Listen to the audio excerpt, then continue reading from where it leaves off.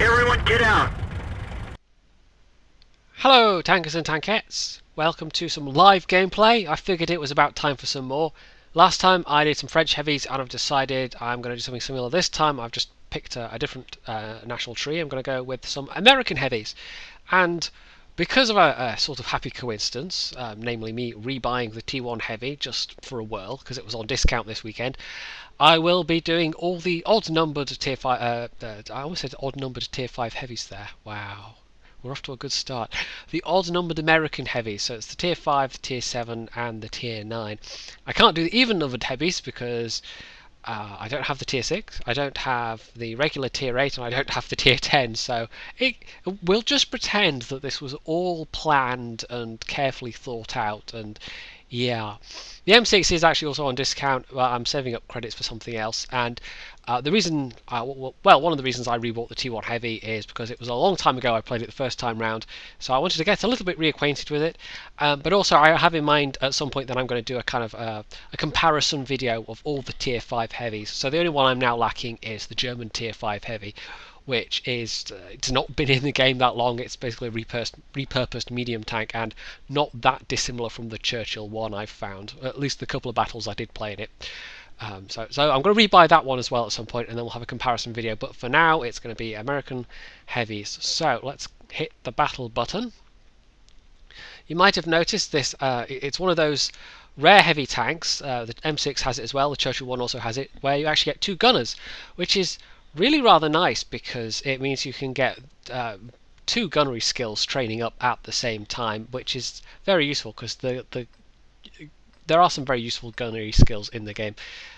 The gun itself is actually alright. The frontal armor is okay on the the T1. I almost said M1 there. It's okay. It's going to bounce shots from lower tiers occasionally, not really effective against higher tiers, but it's got a very fast firing 76mm gun. It's the standard US 76mm, and it's not bad on this tank at all. A little inaccurate maybe, but the rate of fire is pretty good. So this is not ideal matchmaking. I will just set the thing so we can see which tanks are which. There we go. And yeah, we'll try going this way, but I will retain the option of running the heck away, because this is not a tank for engaging higher tier heavies. There's not that many tanks at lower tiers that can actually get away with doing that. KV-1 maybe to some extent. This isn't really also a tank that you can side scrape in or do that kind of thing, so I'm not going to bother. And yeah, what the hell? I've noticed since I bought this, now this is a thing with howitzer guns, is the reticle will get stuck. But for some reason it's happening an awful lot with the M1, I keep saying M1, with the T1 as well, and it makes pulling off snapshots really difficult sometimes. Like, you have to park your tank quite far around a corner before you can actually take a shot. So that is an annoying bug, definitely, and it'd be nice if Wargaming would do something about that. Because at the moment there have been occasions where I've been popping out to take snapshots and I have to pull way the heck out, and I take fire and sometimes even die as a result of it. So it's made me really quite cautious when playing this, especially when trying to peekaboo people. Although, like any rapid fire rate of fire tank, it's much better if you can get in a position where you can just have them in your sights and shoot them, you know, a whole bunch of times. It also has fairly uniquely for, especially on the tier 5. It's the same engine for the tier 5 and the tier 6, but it's 960 horsepower, I believe. It's nearly 1,000 horsepower on a tier 5 tank. Even on a tier 6 tank, that's amazing. So this, it's not the fastest tank around, but boy does it accelerate well. I mean, it really does. It's great for getting up hills and stuff. Now, this is fairly crappy matchmaking. And it looks like our top tiers are getting fairly well spanked, so crap, we're getting flanked by that VK. Time to whoop. So even now we're getting this sticky reticle. Although I'm getting some lag as well. I don't know, I've actually switched to EU1 because I've been, whoa, that was a stupid shot. I actually switched to EU1 because this team was apparently not so good. Yeah, screw it, let's just go for this guy. D150, I am coming for you. Rear armor. Look at the amount of reticle dirt. This is ridiculous. That shouldn't be a thing, but it is.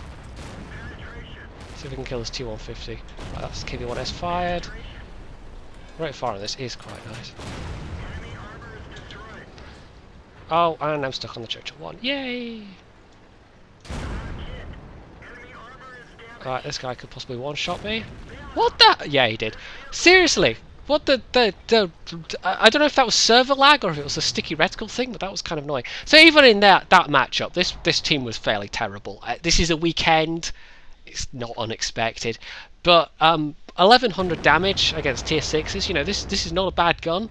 I think a lot of people they're like, oh, the M6 gun is, yeah, okay, it's basically the Hellcat gun. But I actually remember from playing it the first time around, I preferred playing the T1 Heavy to the M6, even though the M6 gets definitely a better gun. You know, it gets the Hellcat gun, and it's. I think the frontal armor is a little bit improved as well, not like massively so, but yeah. So this was not so much a win. No, let's try the T29. Will go up, and I think we're only going to have time for one battle apiece. We're not. If I'm going to get all three of them done and have a video that I can actually conceivably upload and not have to split into two parts, there we go. We'll check the results screen after. And again, not top tier, but it doesn't matter so much in the T29. T29 is one of those tanks that it scales up very well. It can cope with higher tiers very well in the right circumstances. If you're on level ground against higher tiers, then they're just going to own you because your hull is not worth a damn against, say, a tier 9. But if you're in a position where you can use your troll turret, which I may well be, there's no artillery, which is also good, then yeah, this might actually be. Fingers crossed this team is less bad than the other team. I'm just going to make a prediction now that I had among the top scores on that previous team and among the top damage. So there is there's kind of a big jump from the that poor little 38NA. He's like, don't pick on me, no. There's something stuck on the front of my tank. Oh, gold. They're all rushing for the cap. Is there literally... Normally I try and go on the... No, there is literally no point in me doing that. None at all. Yay! I get to take part in the lemming train. That's so much fun. Well, I can try and use the terrain along the K line and defend the rear, but it's frankly not going to matter because they're going to have the whole north side of the river. And yeah, unless the enemy team is really quite bad, this is also going to be a loss. Yeah, okay. Oh wow. This is always the peril of playing on the weekend. I have been playing some matches today. It's not been a day when Circle's been streaming, so I've just been pootling around doing various things at home. I've played maybe 20 matches up till now, and it's been pretty mixed. I think I've had just over 50% win rate, so I've had some pretty bad teams. And it looks like this might be another one of them. Yeah, that prod is screwed. They're on the hill already. Yeah, this is actually not a good place to be. Not that there is actually really any good place to be. Look at this team. Wow. I can only assume that they all have their minimaps turned off, or that they're all driving scoped in and therefore can't see all the tanks around them. I'll do what I can to protect the rear, but I suspect this might be a short and painful battle.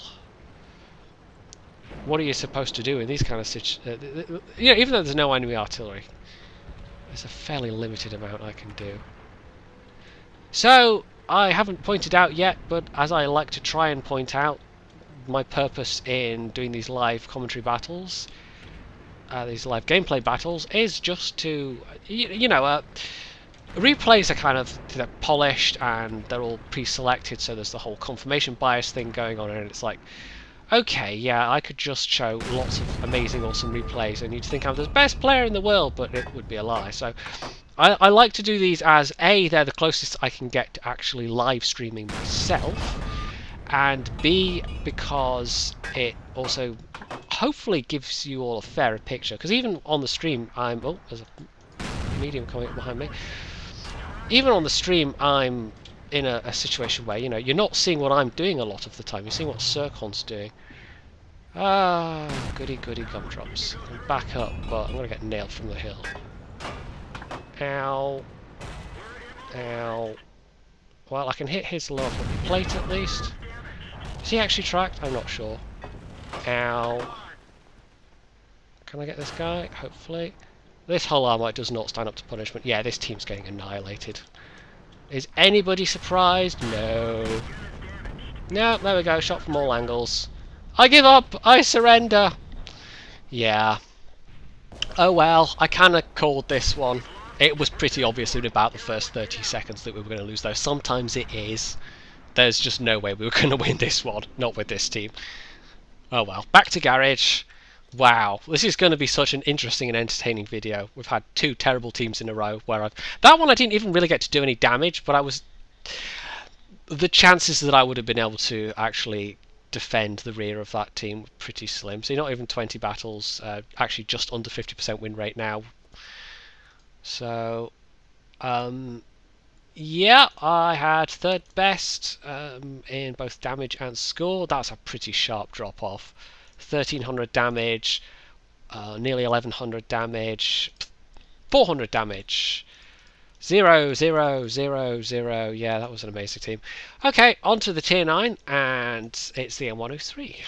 And this is an interesting vehicle. It's not really like the two that come before it, but they're not really like the two that come before that either. So, yeah. Hopefully I'm not going to be in the queue a long time. EU1... I was playing on EU2 earlier, and for some reason today we've been getting very long queue times, like a minute 20 seconds, a minute 30 seconds. Even when there's a lot of people in the queue, it's still leaving me in the queue for a long time, so I don't know. EU2 seems to be having problems recently, even though it's still my server of choice because it's a bit closer to me than EU1. I think, honestly, we seem to be at the stage where we need another, we need an EU3 server, but Wargaming have said nothing. On the other hand, Wargaming didn't say anything before they introduced the EU2 server. It just kind of like, there was a lot of speculation beforehand, and then it just kind of appeared.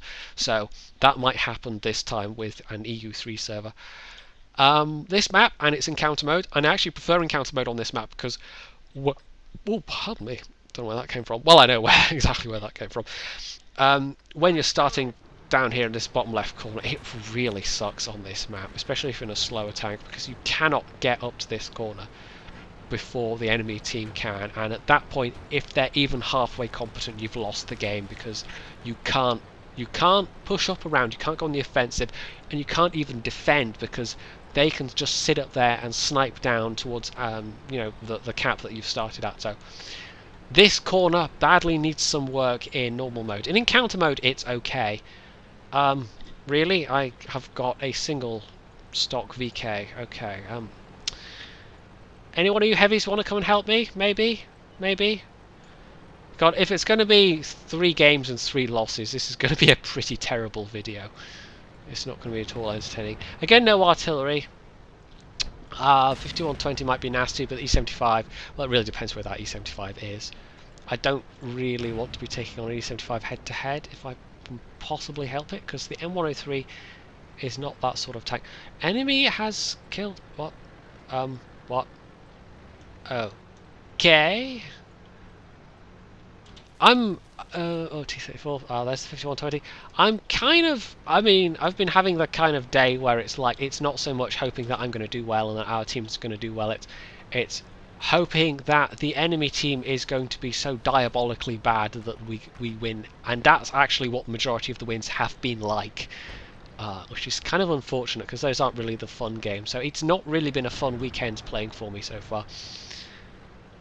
And that's probably why I haven't actually played that many battles.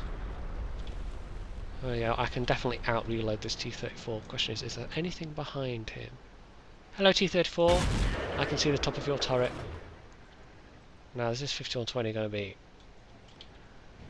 There's no one at the side that can really hurt him, and I can pop out and do some damage to this IS-2, in theory. This is a very nice gun for peekaboo, because it's relatively quick reloading, it's got nice penetration, it's got reasonable aim time, it's just an all-rounder, it's just good for that kind of thing. So we take down those two, as long as that 5120 doesn't push. E75 is being actually quite cautious. Hello T34. One more in the T34. The E75 is back there, but he's not pushing. Right, one more. Oh, we've got this guy. And it goes in the tracks. GG me. Right, God, I hope that 5120 is reloading, but we'll take out this guy first. Oh, damn it, he put one in me. Whoop. That's going to be a TD shell from the other side of the map, basically. Right, these T29s, well, he's taking a bit of a battering. They've shown up, which is good. Got to be cautious here, because obviously some TDs. See, this is what I mean. This team that we're facing, they've only just killed somebody. This is the kind of these are the kind of wins I've been having. It's either been losses like I've been having, or that, or it's been wins like this. So it's like you can't really. It's not been a weekend for enjoyable matches, not so far anyway. But at least this one I'm getting to do some damage. I'm top tier, and it's not just a futile struggle against inevitable doom. There we go. I kind of hesitated a moment too long there, but he missed anyway. And VK, don't do it. Oh, nice though, you killed him. Right, that P75 is going to pop round any second now. Boom. There we go. What not help me? Was that the guy that died there? That's because it was a really stupid place to sit, especially when there's tank destroyers back there. That was your own fault there, mate. That was a very tactically unsound, It was a bad idea. In fact, we'll even say that. This VK, I'm actually kind of surprised he's still alive, given what he's been doing. He's not going to last long there, to be honest, but he's been doing pretty well at the kind of that whoa peekaboo stuff. I would quite like to get out and pop a shot over in that direction. Whoop. He's 75. Pull back, pull back, pull back. Probably. There we go. He's fired and missed. Not the greatest E75 player in the world, but that gives me space to. No, he's pulling forward again. Oh. We're just playing peekaboo with the last couple of tanks now. There we go. I'm racking up some nice damage in this one. But that's because the enemy team is, frankly, they're as bad as the teams I was on last time. It's not that I'm doing especially amazingly well. That was at too great of an angle there, really. That was probably never going to pen. Alright, they really want this guy. Oh. And that one actually went underneath. We're going to cap. We're actually going to cap. We needn't cap. We could really, clean these guys' clock, but... Oh, no, I don't know why that didn't pen. Probably it was more like an auto bounce angle. Come on, reload, reload, reload. I want to nail this T29 at least. 309, that was kind of a low roll. Yeah, damage 400, wow, that's about the lowest roll you can get, I think. Whoop. Wow, really? That went over his... Okay. Thank you, RNG, thank you! Oh, can I reload for last shot? Come on! Yes! A bit more damage. 9 health though. He got away just at the end there. Yeah, I can't say I played, I played competently at least in that one, but that's because the enemy team was so bad. That wasn't because I was so good, that was because they were so bad. Super Pershing second place. Wow, Scout Super Pershing. 5k damage. It wasn't even that yeah, I got a lot of the damage out of that one, but I was just able to peekaboo those guys all day long. That was at least one match where it was a win. Those two not so much. Should we check the T29 result? Or did we see that already? I can't remember. No, we didn't see that already. Yeah, that was about as bad as I thought it would be. There was no way that team was going to win. No, it just wasn't going to happen. So there you go. The odd-numbered American heavies. There's some very decent tanks in the American line. If people are looking at doing American heavy tanks for the first time, I would almost certainly say either go for the Soviets or go for the Americans, because they've both got some very good machines in both tech trees. So yeah, very different play style from my last video with the French, but at least I had one win in that lot, even if it was not so much skill as the other team not being very good. And yeah, but it's a weekend. This is what happens at weekends. At least I had one win and they weren't all horrible losses. So if you liked this video, you can do the usual. You can hit the like button. You can leave a comment below. You can go check out my Facebook page. You can subscribe to my channel. And of course, as always, stay tuned for more.